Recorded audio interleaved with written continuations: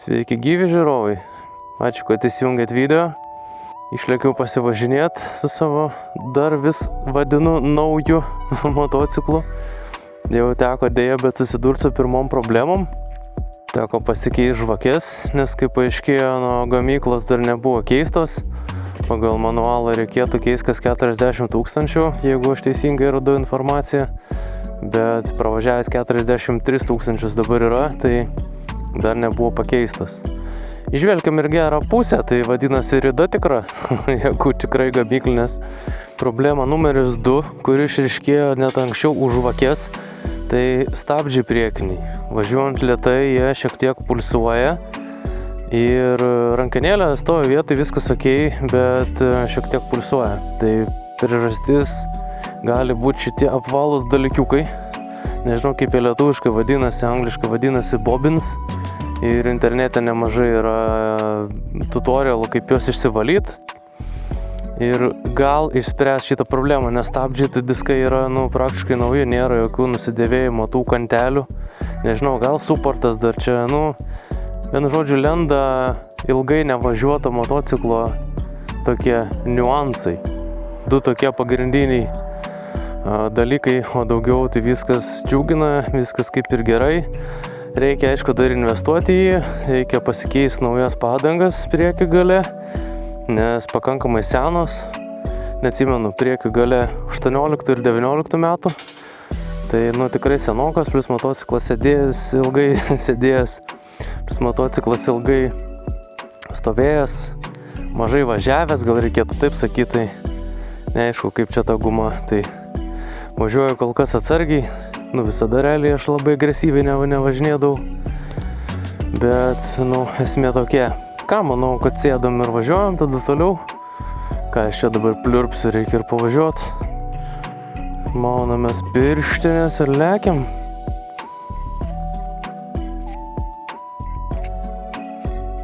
Abi pirštinės. Oba. Kojelė. Degimas. Sankaba, starteris. Oho, kaip burzgė. Nežinau, kur aš čia dabar važiuosiu. Gal iki Paberžės kokios. Negal iš tikrųjų, nes kito kelio tai nėra. O po to matysim.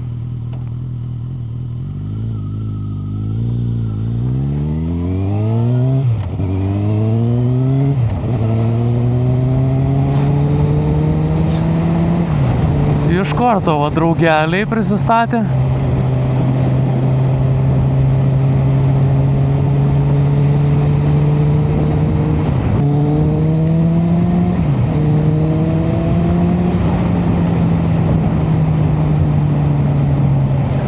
Kas su tuo motociklu kitaip nuo Horneto, aš kaip ir praeitam video realiai tik pasikartosiu, kad aš galiu tik tai palyginti su Hornetu realiai.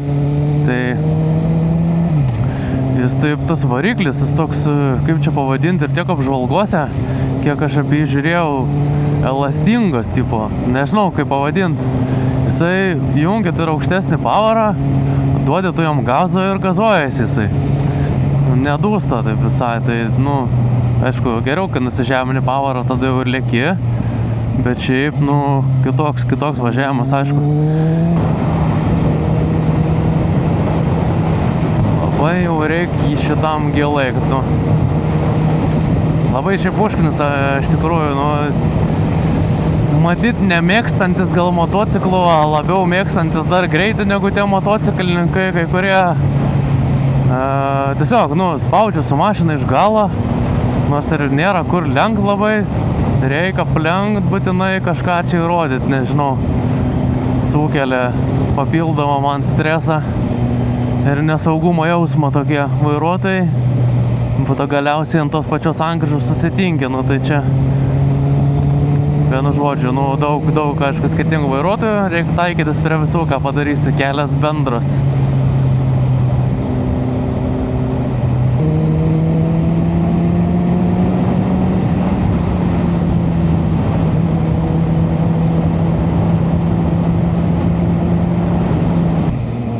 Visai graži vietelė.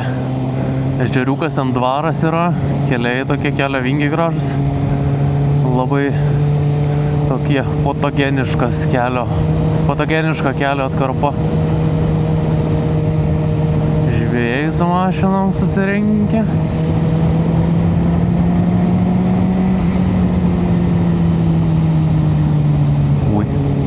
Policija čia pasirodo buvo. Vieną tokį dar šio sezono naujovę išbandžiau.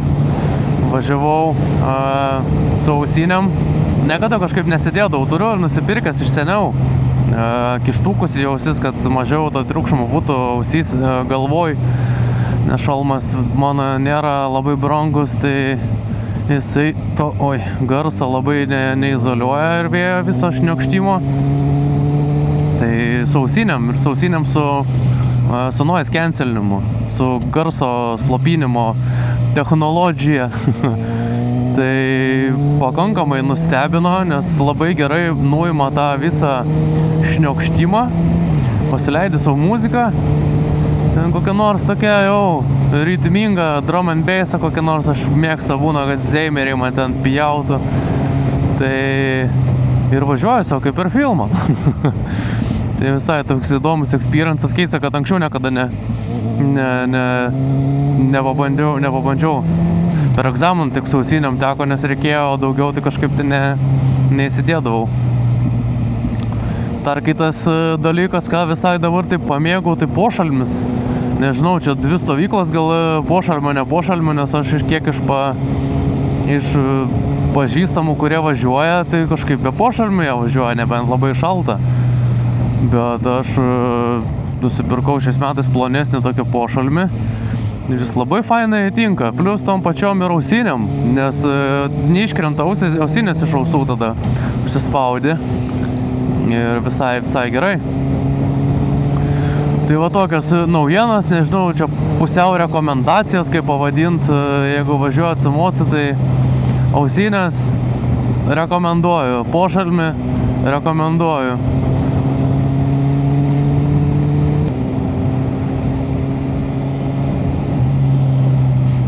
Kažką žolę su benzininė, žolė pjauna, padavė skanaus kvapo, žolės maišyto su benzinu ir tepalu tokiu sudegintu.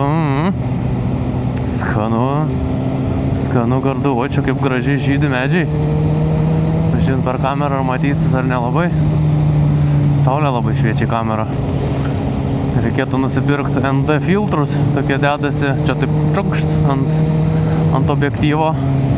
Tokie kaip saulės akiniai, vienu žodžiu, kamerai.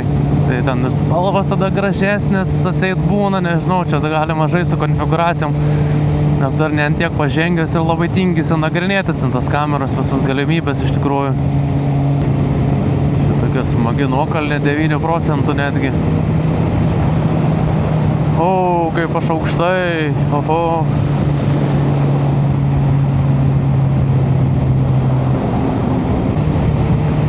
Tai kur dingo 1%, žemyn tai buvo 9%, virš 8%, kažkoniuks vidury kelio tenai nastovi. Tai kažkas nuvagė 1%. Va taip nusprendžiau, kad važiuoju vienu žodžiu iki Širvintų. Pažiūrėsim, kaip gyvena tenainas šitagi, kaip jinai, Pinskuvienė. Tada nusprendžiau užsidėti kamerą va kitur priekį, kad pažiūrėtumėte mane. Ir plus dar vienas dalykas, kad spidometrą nesimato. Tai važiuojam iki Širvintų, po to nuo Širvintų, nežinau, taip išvažiavau visiškai be jokio plano, be jokio maršruto. Tai tiesiog pasivažiuoti į saulę važiuoju, labai šviečia, į vakarus vienu žodžiu traukiu. Jau vakarėja, kai čia 2 valandų turim. Mažoji rodiklė ant 7.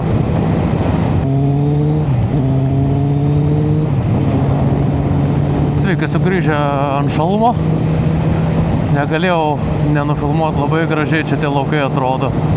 Geltona, žalia dabar, kvepia visokie krūmeliai, žydintis. Tie patys rapsai irgi, nežinau ar nieko neužuodžiu dar. Bet va tas ir yra visas žavesys važiavimas su motociklu.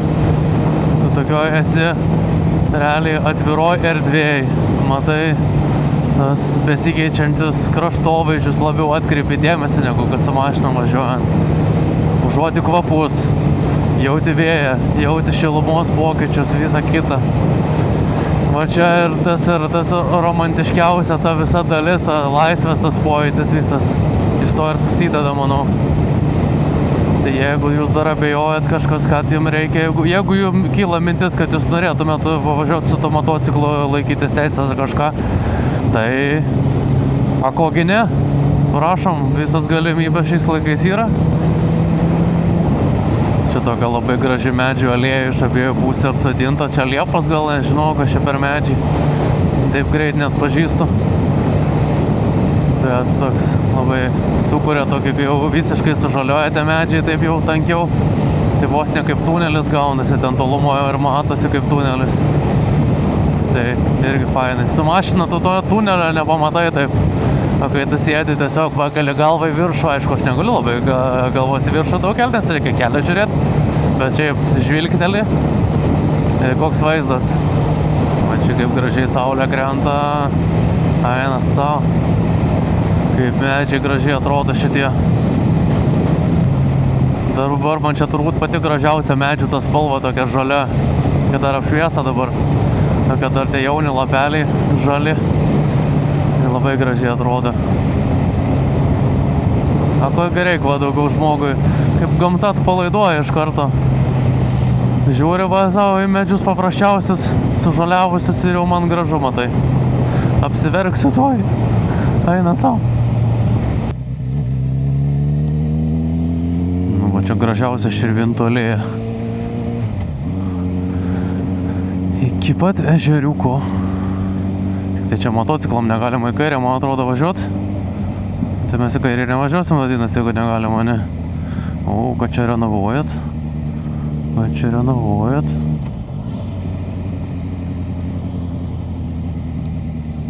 Jo, negalima. Dinas mums tik į dešinę.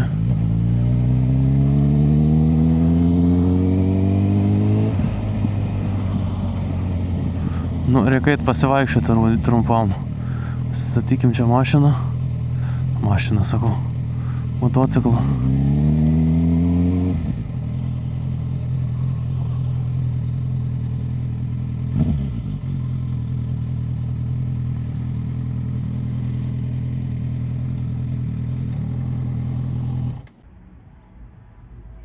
Jūs, ponia, gal biškai norėtumėt papus prisidengti?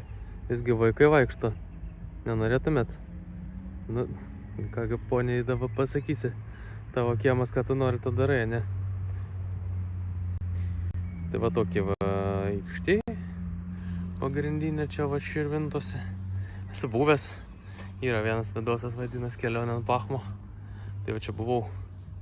Tai jeigu dar nematėt, pasižiūrėkit. Kas dar nematėt kelionę su Hornetu. Balnuojam žirgą vardu Suzuki. Ir varom. Reikės atgal suktis. Kur ten pat važiuot. Ir man prie Baltic Petroleum. Jo, prie Baltic Petroleum reikia sukti dešinę dabar. Ir bandom rasti. Nes aš būna, kad mėgstu pasiklyst be navigacijos važinėdamas.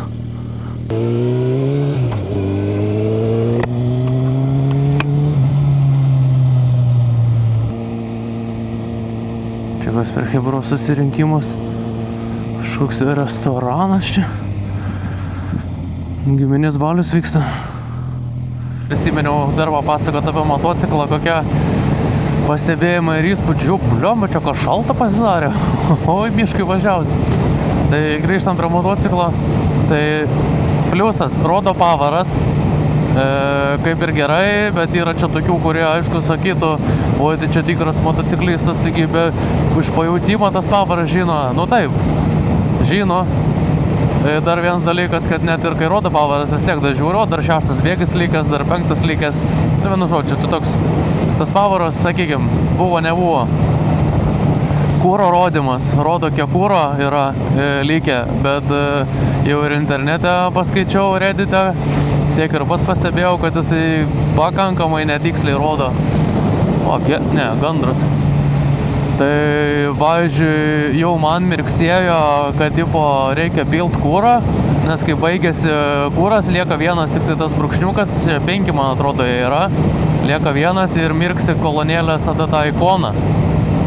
Tai jau reiškia, kad, tipo, užsipilk, nuvažiuoju užsipilk, telpa koks, maksimum 11 litrų ir viso, bakas tai 19 litrų. Tai, sakyčiau, turėtų biškį vėliau gal užsidėk tada tą lemputę mirksėt. Bet taip yra. Tai geriausia pagal tripą žiūrėt. Bet dar kol kas neturiu įpročio, dar kol kas pasitikiu, kad kuras rodo. Tai va toks dar pasidalinimas. O, purkšit laukus jau. Ne jau. Senai turbūt jau laikas. O blemba, tai jau čia nupurškiai panašu. Blemba, chemijos kvapo kaip padavė. Labai pažįstamas kvapas. Pats kai iš kaimo parėjęs ir plus dar tekė dirbti tiesiogiai žemės ūkį. Su chemijom būtent, tai labai gerai pažįstamas kvapas. Tarp kitko, ar žinot, kad negalima bele kada rapsų purkšti, nes bitės nupurkšit. Tai galima tik tai, man atrodo, blemba, bijau sumeluot, bet ar būdavo gal netgi vos, kad turi išsiimti leidimą, kad tuo metu tu purkščiai tom takrom valandom, kada, mažiausiai bitės jau aktyvės ir kada nerenka žiedadulkių. O šitaip yra saugomi gyvūnėliai. Va, ir čia kokie gražus medžiai. Kaip gražiai apšviesti. Išvengiau. Negalima žiopsoti medžius, reikia stebėti kelią. O, kaip žydi gražiai sodai. Labai gražiai atrodo senas jau obelis. Ir taip žydi. O, blemba kvapo. O, skaniai pakvepino.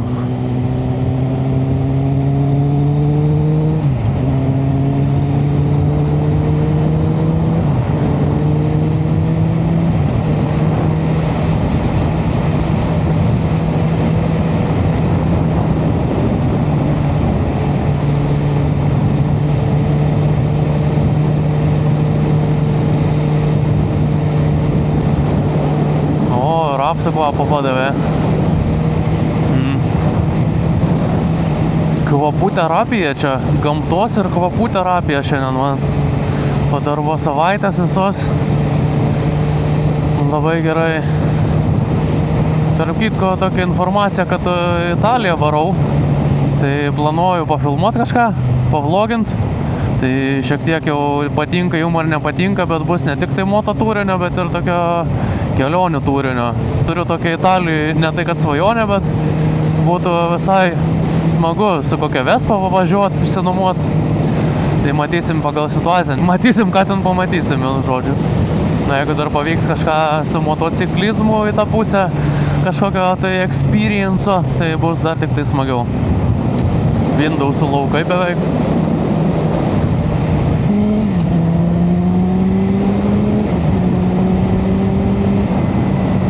Ir vėl gyvenvietė. Vėsta jau net ir stikliukas biškai rasuoja, galėčiau pavažiuoti, nežinau, kiek šitos temperatūros liko. Jau 8 valandą vakaro, tai pirdystas sveikinas gerai.